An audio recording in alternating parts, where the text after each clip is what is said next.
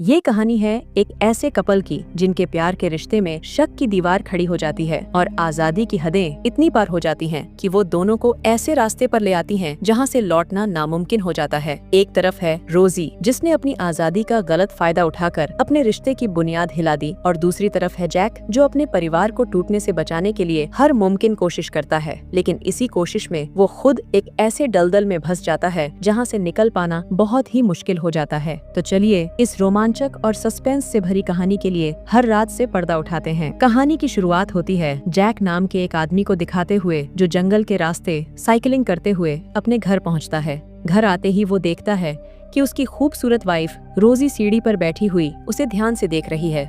Jack उसे देखकर पूछता है, सब ठीक तो है रोजी? तुम मुझे इस तरह क्यों देख रही हो? तो रोजी हल्की सी मुस्कान देकर बिना कुछ कहे अपने कमरे में चली जाती है। इसके बाद जैक और रोजी उनकी बेटी ट्रिक्सी को बेबी सिटर के पास छोड़कर वो दोनों एक पार्टी में जाने की तैयारी कर रहे होते हैं। रोजी पार्टी के लिए रेडी होने लगती है तो जैक अपनी वाइफ को बड़े प्यार से जूते पहनाने लगता है। इस पल को देखकर ऐसा लग रहा था कि दोनों के बीच बहुत ही गहरा प्यार है, लेकिन हकीकत असल में कुछ और ही है जो बहुत ही जल्द हमारे सामने आने वाली है। अब जैक और रोजी बहुत अच्छे से पार्टी में पहुंचते हैं। पार्टी में उनके कई सारे दोस्त भी मौजूद होते हैं। सब कुछ अच्छा चल रहा होता है कि तभी जॉन नाम का एक लड़का पार्टी में आता है। तो रोजी उसे देखते ही खुश होकर कहती है, जॉन तुम आ गए, चलो बाहर चलते हैं, मुझे तुमसे ढेर सारी बातें करनी है। जैक ये सब चुपचाप देख रहा होता है। फिर रोजी जॉन को लेकर पार्टी से बाहर जाती है और दोनों अकेले में एक जगह जाकर एक दूसरे को किस करने लगते हैं। जैक बाहर का ये नजारा खिड़की से देख रहा होता है, लेकिन वो कुछ न कहकर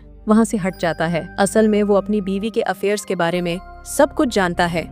अब जैक और रोजी के इस टॉक्सिक रिलेशनशिप के बारे में उनके दोस्तों को भी पता था। वहाँ जैक की एक दोस्त मेरी उससे इस टॉपिक पर बात करते हुए कहती है, जैक आखिर कब तक? तुम जानते हो वो क्या कर रही है, फिर भी खामोश क्यों हो? तो जैक जवाब देता है, मैरी, रोजी को जो करना है करने दो। मैं जानता हूँ कि हमारा रिश्ता नाजुक है, पर मैं उसे खोना नहीं चाहता। मुझे भरोसा है कि एक दिन उसे मेरी अहमियत समझ आएगी और वो खुद वापस लौट आएगी। इसके बाद जैक बारटेंडर से ड्रिंक लेकर एक कमरे में जाता है, जहाँ जॉन भी पीछे पीछे आ जाता है और बेशरमों की तरह जैक से कहता है, मानना पड़ेगा जैक, तुम्हारी दरिया दिली का कोई जवाब नहीं। किसी और मर्द ने अपनी बीवी को गैरों के साथ देखा होता तो खून खराबा हो जाता, पर तुम तो कमाल हो। जैक इस पर शांत रहते हुए कहता है, जॉन क्या तुम्हें मार्टिन याद है? वही जो रोजी का बहुत करीबी था और अचानक गायब हो गया। सच तो ये है कि मैंने उसका काम तमाम कर दिया था और उसकी लाश ऐसी जगह छुपाई कि आज तक पुलिस को भी नहीं मिली। ये सुनते ही जॉन घबरा जाता है, लेकिन वो खुद को संभालते हुए कहता है,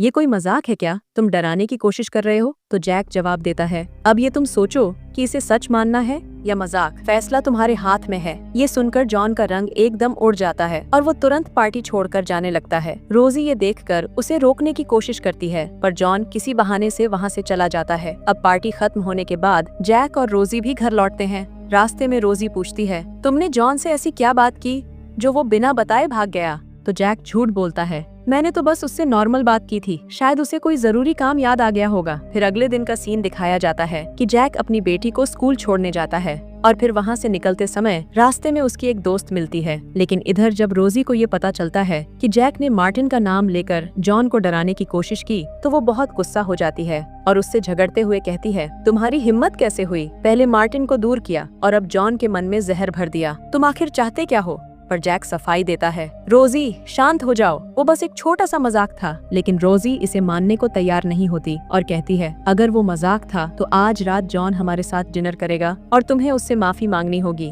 फिर आगे देखते हैं कि जॉन डिनर के लिए उनके घर आता है और सभी डिनर करने लगते हैं। अब ये सब देखकर शायद आपको काफी ऑकवर्ड लग रहा होगा कि इतना अच्छा और केयरिंग हस्बैंड अपनी वाइफ के एक्स्ट्रा मैरिटल अफेयर के बारे में जानने के बाद भी ये सब कुछ कैसे हैंडल कर पा रहा है। तो आपको शायद पता होगा कि वेस्टर्न कल्चर में ये सब चीजें उतना ऑकवर्ड नहीं होता जितना कि हमारी इंडियन कल्चर के लोग सोचते हैं। अब डिनर खत्म होने पर रोजी अपनी बेटी ट्रिक्सी से कहती है, बेटा आज डैडी तुम्हें बेड टाइम स्टोरी सुनाएंगे, चलो ऊपर। रोजी असल में ऐसा इसलिए कहती है ताकि वो जॉन के साथ कुछ वक्त अकेले बिताना चाहती है। जैक भी ये सब समझ रहा था पर कुछ नहीं कहता। वो ट्रिक्सी को कहानी सुनाते हुए जल्दी सुला देता है और फिर नीचे आता है। नीचे आकर वो मिरर में सब कुछ देखता है कि वो दोनों किस तरह के वक्त बिता रहे हैं। उसे जलन होने लगती है तो गुस्से में वो किचन में जाकर एक प्लेट तोड़ देता है, जिसके आवाज से रोजी किचन में आती है और कहती है, जैक जाओ और जॉन के लिए एक और ड्रिंक लेकर आओ। तो जैक जॉन के लिए ड्रिंक लेकर जाता है, लेकिन जॉन को अभी भी उस मर्डर वाली बात पर डाउट था। तो वो जैक से कहता है, जैक अगर वो सब मजाक था तो मुझे लगता है तुम्हें अपनी गलती मान लेनी चाहिए। ये सुनकर जैक उस बात से पलट जाता है और गंभीर होकर कहता है, गलती कैसी जॉन? मैंने सच कहा था, मैंने उसका सिर पत्थर से कुचल दिया था। तुम्हें क्या लगता है मैं यहाँ तुमसे माफी मांगने आया हूँ? ये सुनते ही जॉन की एकदम बत्ती गुल हो जाती है और वो घबराकर वहाँ से भाग जाता है। लेकिन सवाल ये है कि जैक का ये मजाक सच है या सिर्फ जॉन को डराने का एक तरीका था, ये हमें जल्द ही पता चलेगा। इसके बाद जैक और उसके परिवार को एक पार्टी में दिखाया जाता है जहां उनके दोस्तों के साथ साथ कई सारे और लोग भी शामिल थे। वहां पर जैक की मुलाकात मार्क नाम के एक राइटर से होती है। मार्क जैक की एक बेस्ट फ्रेंड केली का हस्बैंड है जो अक्सर शहर से बाहर रहता है। दोनों एक दूसरे से काफी बातें करते हुए पर्सनल टॉपिक्स पर चर्चा करने लगते हैं। मार्क पूछता है, जैक तुम दिन भर क्या करते हो? सुना है तुम काफी फ्री रहते हो। तो वो जवाब देता है, हाँ मैं अब रिटायर हूँ, बस साइकिलिंग करता हूँ और अपनी लाइफ एंजॉय करता हूँ। रोजी एक और बात बताती है कि जैक ने असल में एक माइक्रोचिप डेवलप किया है जिसे मिलिट्री वाले अपने ड्रोन सिस्टम में इस्तेमाल करके अपने टारगेट को बड़ी आसानी से हिट कर पाते हैं। ये सुनकर वहाँ मौजूद सभी लोगों को भी ये पहली बार पता चलता है कि जैक सिर्फ एक जीनियस इंजीनियर ही नहीं बल्कि एक कामयाब और अमीर आदमी भी है। लेकिन दुख की बात ये है कि इतना कुछ होने के बाद भी जैक की जिंदगी में सुकून नहीं है, क्योंकि एक वफादार पत्नी ही एक आदमी को पूरी तरह से अमीर बनाती है। अब पार्टी में सभी लोग काफी इंजॉय करते हैं, जहां जैक अपनी बेस्ट फ्रेंड केली के साथ डांस करने लगता है और ये देखकर रोजी मन ही मन काफी जलन महसूस करती है। अब यहाँ से हमें कुछ दिन बाद का सीन दिखाया जाता है जहाँ ट्रिक्सी और स्कूल के कई सारे बच्चे खेल रहे होते हैं। इसी दौरान जैक को बैंक से एक कॉल आता है जिससे उसे पता चलता है कि रोजी ने हाल ही में $3000 एक दूसरे अकाउंट में ट्रांसफर किया है। फिर जब वो और डिटेल पूछता है तो उसे पता चलता है कि ये अमाउंट चार्ली नाम के एक लड़के को ट्रांसफर की गई है जो लाइव पियानो बजाता है। ये सुनकर जैक समझ जाता है कि रोजी ने एक नया बॉयफ्रेंड ढूंढ लिया है, क्योंकि जॉन तो उसे छोड़ चुका था। इसके बाद जैक उस लड़के का पता लगाने लग जाता है। फिर शाम को जब वो एक रेस्टोरेंट के लाइव पियानो सेशन में जाता है तो वहाँ उसे रोजी भी दिखाई देती है जो वहाँ बैठकर बड़े अच्छे से पियानो सुन रही होती है। इससे जैक समझ जाता है कि यही वो नया लड़का है। अब रोजी के इस नए रिलेशन के बाद वो अक्सर देर रात घर लौटने लगती है, जिससे ये साफ हो जाता है कि वो चार्ली के साथ गहरे रिलेशन में आ चुकी है। जैक को इस बात से जलन होने लगती है और इस बार वो कुछ नहीं कहता। फिर एक रात रोजी घर नहीं आती और अगली सुबह जब घर लौटती है तो जैक गुस्से में आकर उससे पूछता है, सारी रात कहाँ गायब थी तुम? क्या तुम्हें अपनी बेटी और इस घर की बिल्कुल फिक्र नहीं है? रोजी पर इस सवाल का कोई असर नहीं पड़ता। उल्टा वो जैक को बताने लगती है, मैं चार्ली के साथ थी और बहुत खुश थी।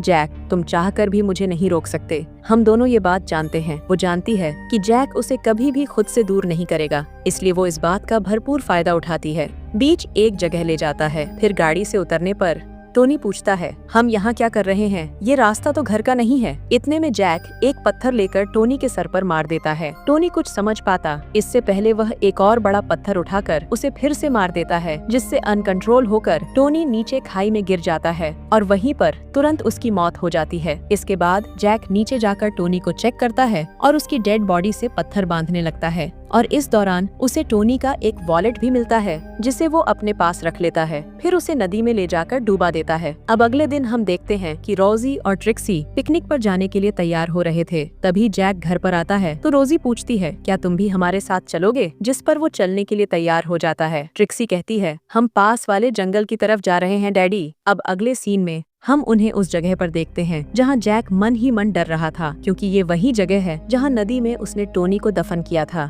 वहां एक जगह पर रोजी जैक से पूछती है, जैक तुम अब भी मेरे साथ क्यों हो? लोग आते हैं और चले जाते हैं पर तुम नहीं बदलते। तो जैक कहता है, क्योंकि मैं तुम्हारे बिना जीने की कल्पना भी नहीं कर सकता रोजी। ये सुनकर रोजी भी इम्प्रेस हो जाती है, जिससे दोनों काफी करीब आ जाते हैं। तभी ट्रिक्सी अपने डैड को आवाज देती है, डैडी देखिए ये कुत्ता यहाँ से हिल ही नहीं रहा। तभी जैक नदी की ओर देखता है तो उसे पता चलता है कि टोनी की लाश ऊपर नजर आने लगी है। तो वो जल्दी से किसी बहाने से अपने परिवार को लेकर वहाँ से निकल आता है। लेकिन रोजी कहती है, ओह मैं अपना स्कार्फ वहीं छोड़ आई। तो जैक कहता है, कोई बात नहीं, मैं कल आकर ले आऊंगा, क्योंकि उसे टोनी की बॉडी को फिर से ठिकाने लगाना होगा। फिर घर में आने के बाद हम देखते हैं कि जैक रोजी से पूछता है, अब कहानी के आखिर में हमें शुरुआत का सीन दिखाया जाता है जहाँ जैक साइकिलिंग करके घर आता है और रोजी उसे देख रही होती है। जैक पूछता है, क्या हुआ रोजी? तो रोजी बस स्माइल करती है और कुछ नहीं कहकर रूम में चली जाती है।